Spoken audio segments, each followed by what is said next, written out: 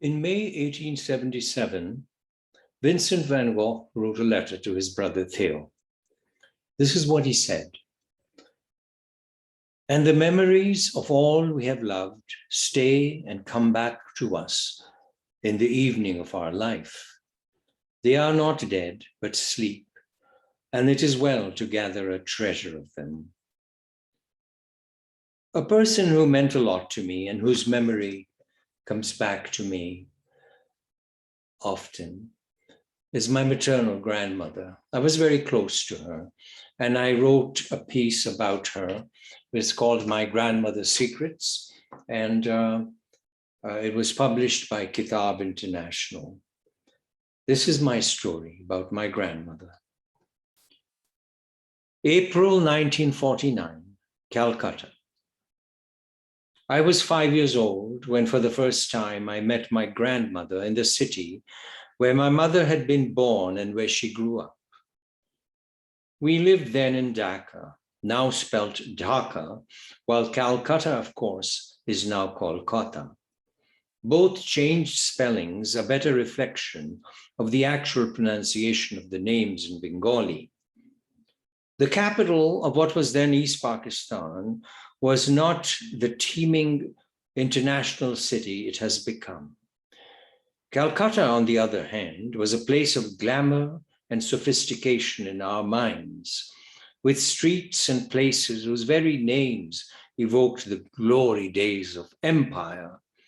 Names remembered mostly from a subsequent trip to the city: Mayo Road, Park Street, Wellington Square, Minto Park, Victoria Memorial. Calcutta, too, was a city with established and reputable hospitals. And this, in fact, is what had brought us there. My mother came to Calcutta to give birth to her fourth child, a daughter, as it turned out. Killing 3 birds with 1 stone, you might say, we were also there for my brother and me to be circumcised. My brother then was almost 2 years old. We also had a sister, the eldest child, who was 2 years older than I. I don't recall much from that time. Is it just my imagination? Or was I chloroformed before I went under the knife? I seem to remember being given something to inhale and then drifting into some weird reverie.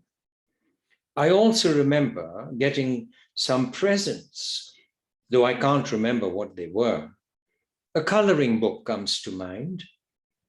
What I do remember well, however, is my grandmother taking care of me while I was recovering, and while, no doubt, my mother was in the maternity ward. We used to call her Nani Bibi, or Miss Granny, Nani being the word for one's mother's mother. What I remember best about her was how fastidiously clean she always seemed. One always thought of her as having just emerged from the shower. She would powder herself profusely, and her saris, always cotton and almost always white, were immaculate, starched and freshly ironed. She had a very light complexion, and her unblemished skin was like the finest porcelain. I don't ever recall her applying any makeup other than the powder, though she may have occasionally darkened her lashes with kajal or kohl. Nani Bibi's flat in Calcutta was a place of comfort and wonder, full of paintings and pictures and china decorated with exotic flowers and birds and pagodas and gardens. One of the paintings that I remember depicted a beautiful girl with long flowing hair sitting in a courtyard beside a bowl of goldfish. I saw this painting in various places where she resided over the years. I could look at this painting for long periods of time, just as rapt by it as the subject of the painting was by the fish in the bowl. What I also remember from that time is going to the Maidan with my grandmother and my older sister in a rickshaw. I remember having to ask the rickshaw to stop because I needed to pee, which was a painful process so soon after the procedure that I had been subjected to. At the Maidan, my grandmother taught us a game which I only remember in fragments. One had to recite something about a prince or duke who had lost his hat, and the object of the game was to shift the blame for the loss of the hat from one member of the court to another. What I remember went something like this. The Duke of York has lost his hat, and some say this and some say that, but I say the Whitecap, sir. Whitecap. I, sir? Yes, sir. Whitecap. No, sir. Who then, sir? Whitecap. Yourself, sir. On and on it went, in circles, while we shrieked in delight. It was a game that, if you wanted, could have gone on forever, with accusation and counter-accusation moving quickly from one participant to another. At 5 years old, I was a shy and somewhat peculiar child. Often, when there were visitors, I would hide in a closet. It always came as a surprise and a disappointment that no one seemed to notice my absence. Once, some men came, and I remember my Nani Bibi and my parents sitting with them at the dining room table. I don't know what was being said or who these men were, but I realized that something unpleasant was being discussed. Nani Bibi seemed upset, and my mother was crying. I learned some years later that some individuals had swindled my grandmother out of property that had rightfully belonged to her. I don't know this for a fact, but I strongly believe that this had some bearing on what was being discussed at the dining table that day. One other thing that I recall from that time was that I started a collection of fish bones. We ate fish often, and I would look for interesting bones for my collection. I surreptitiously concealed them, washed them thoroughly with soap, and placed them in a biscuit tin that I hid under my bed. The bones began to smell, so I liberally dusted them with my grandmother's powder, but they smelled even worse, and it wasn't long before Nani Bibi discovered my secret and threw out my precious collection. My grandmother had had 3 husbands. Sadly, I never got to meet any of them. She had 2 children by one of her husbands, my mother and her younger brother, Hussein, whom we called Hussein Mamu, Mamu being the word for uncle, but specifically the brother of one's mother. I had another Mamu, Jafar, who had a different father and a different last name. He was quite a bit younger than my mother, and some years later, a friend of my mother caused much embarrassment and amusement when, on seeing me in the company of my uncle, observed, "So both your sons wear glasses?" I heard a story at some point that one of Nani Bibi's husbands had on his deathbed asked his best friend to marry his widow after he died. The friend, being a true friend, complied. So the husband on the deathbed would have been either the first or second husband. I am not sure when I heard this story or who told it to me, but it must have been some time after my grandmother left Calcutta and came to live with us in Dhaka. I would then have been 10 or 11 years old. The intervening years had seen the arrival of 2 more sisters for us, twins, whom we always referred to as babies rather than using their given names. At first, Nani Bibi had her own room, and in it, her precious paintings and china were on display. The painting of the girl with the fishbowl had a central place on the wall and was the first thing one saw on entering the room. Eventually, there was a reordering of the rooms. I'm not quite sure why this happened, but it may have had something to do with the babies now being old enough to sleep in a separate room. But whatever it was, I ended up with Nani Bibi as my roommate.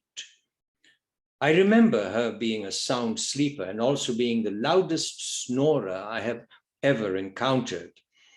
I was a naughty child at this time and had many a laugh imitating her and making jokes about her snoring. Having fun at her expense became almost my main preoccupation at this time. It embarrasses me to think of the extent of my meanness towards her. A source of constant conflict had to do with my bathroom manners. We shared a bathroom, and being such a stickler for cleanliness, she would complain about all the yellow puddles and stains that were attributed to my poor aim when I used the toilet. Once I remember my mother defending me and suggesting that missing the toilet bowl had something to do with the fact that I was a male.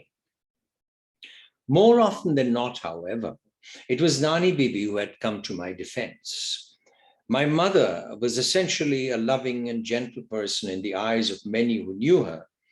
But for some reason, I always used to rub her the wrong way, and I might have been the only one of 6 siblings who was regularly the recipient of physical punishment. She had long ago given up on simply using her hands to discipline her wayward son. Various instruments of correction were used over the years. Slippers, first applied when I was 4 years old and caught wandering on the roof, hangers, even curtain rods. How bad could I have been? Perhaps it was because I never cried or asked for mercy. On more than one occasion, it was Nani Bibi who had to rescue me and appeal to my mother to show me some mercy. It wasn't, however, the kindness on Nani Bibi's part that one day led to my making a commitment to stop being mean to her. I remember realizing that she may not have been a perfect human being, but I loved her. And it came to me that someday she would die, and because of that, I had to be nice to her. I can say with absolute certainty, from that moment, I never once did anything that was disrespectful or unkind towards her. It was also around this time that tragedy touched her life. I was passing her room one afternoon. She was resting and may have been half asleep when I heard her say in a troubled voice, "What will happen to the children?" I did not know what she was referring to, but not long after I learned that Hussein Mamu had died. He could not have been very old, and sadly, he had left behind a large family. There were 10 children, mostly girls, and there was not much by way of insurance or property to take care of them. I did not realize then how painful it must have been for a mother to lose a child. Hussein Mamu was, of course, my mother's brother, but she had never been particularly close to him. And I don't know to what extent she was affected by his passing, though the fate of his family was a major concern for a time. A couple of years later, our family moved to Chittagong. The 2 or 3 years we were there were truly happy times for us. It was the only period that our family spent a lot of time together.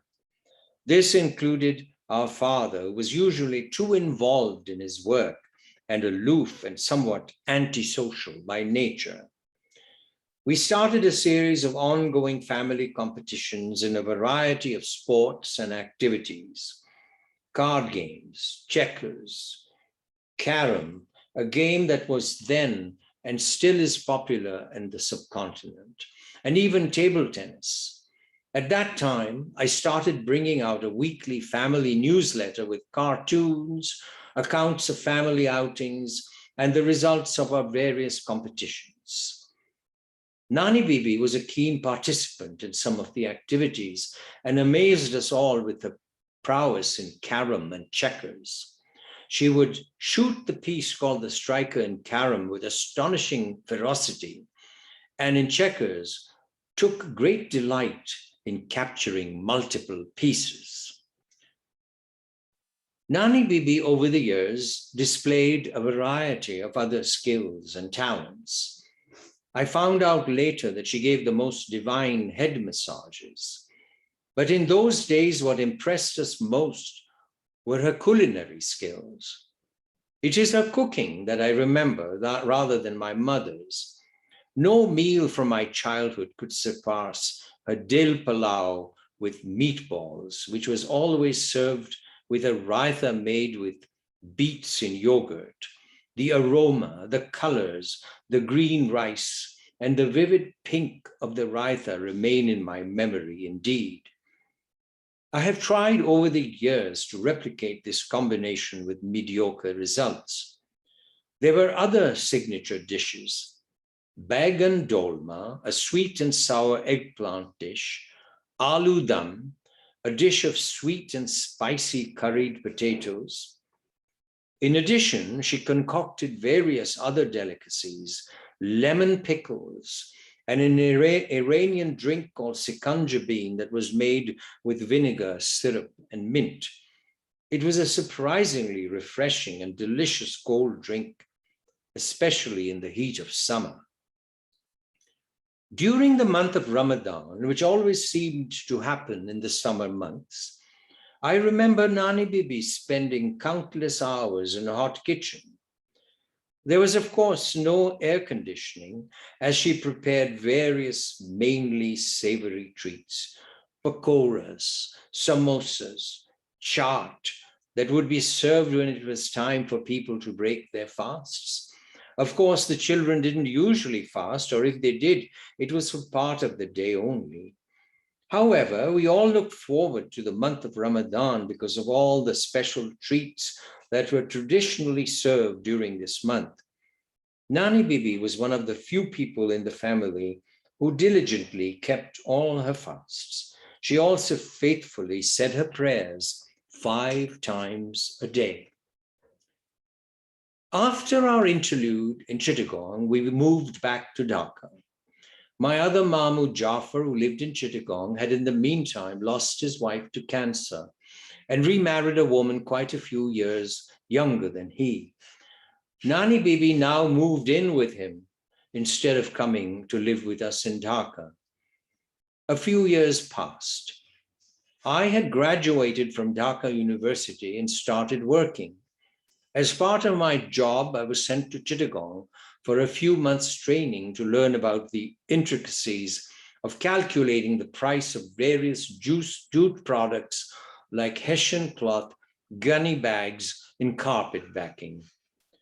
I went on a number of occasions to the Pahartali area to call on my uncle, who lived in a large mansion on top of a hill. Nani Bibi had a nice room on the ground floor. It was full of her prized possessions, and the painting of the girl with the goldfish was prominently displayed. She was always delighted to see me and would insist on giving me a head massage with coconut oil while we talked. The first time I visited my uncle's, I realized that Nani Bibi and her daughter-in-law were obviously not on the friendliest terms. I didn't know what had caused the rift, but I did sense that the young wife had my uncle wrapped around her little finger, and it seemed that food preferences had caused some problems.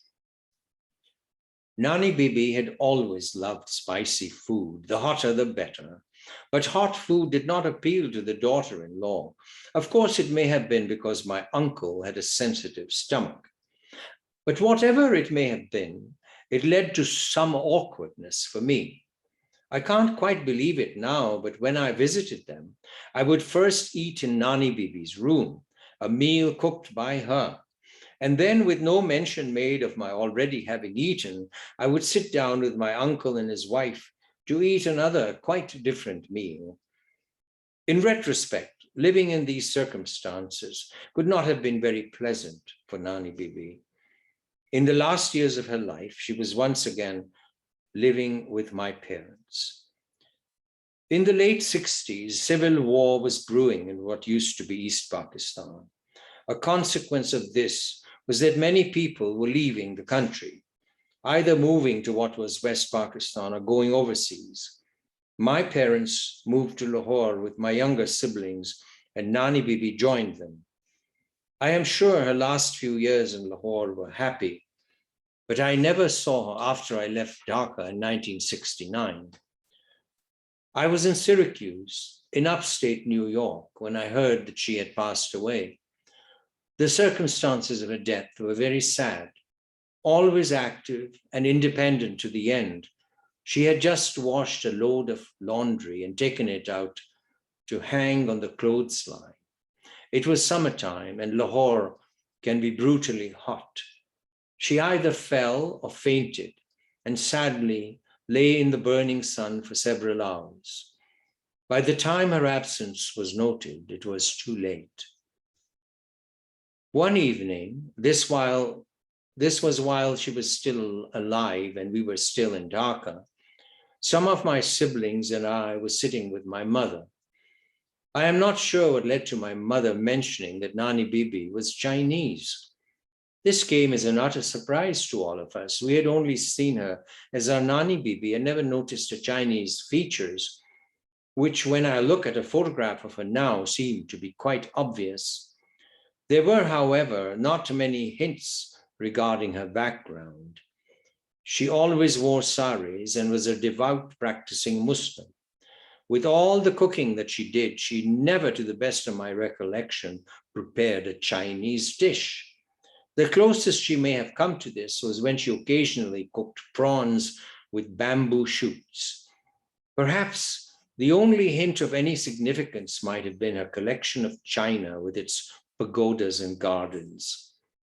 I regret that I knew almost nothing about her past, her language, her culture, her childhood. To the best of my knowledge, she was a Cantonese speaker and had been brought up a Catholic. She must have attended school in which the language of instruction was English, because that was the language she was comfortable with. Of course, we never heard her speak a word of Cantonese. Overall, we didn't know a lot about her past, and perhaps it is not something that would have occupied our young minds. It is hard for me to think of her as a young girl, but of course, she would have been young and carefree once, laughing and joking with her classmates. She would no doubt have fallen in love, because what else would explain her marrying outside her community? She would have loved passionately and absolutely, knowing that following her heart would sever her forever from her family and her roots. Her family, no doubt, closed their doors to her when she made her choice. Surely she would have remembered loved ones that were no longer in her life. Did she have any brothers or sisters? What about her parents, her uncles and aunts, and other relations and the friends of her childhood? She had left her world behind and embraced a completely different life, as to some degree would be expected of women in traditional cultures. However, in her case, the break was complete and irrevocable. There would have been no going back. One can understand the urgency behind a dying husband asking his friend to marry her. Had she ever regretted her decision? There are many questions that I wish I had been able to ask her, but for the most part, they now remain unanswerable.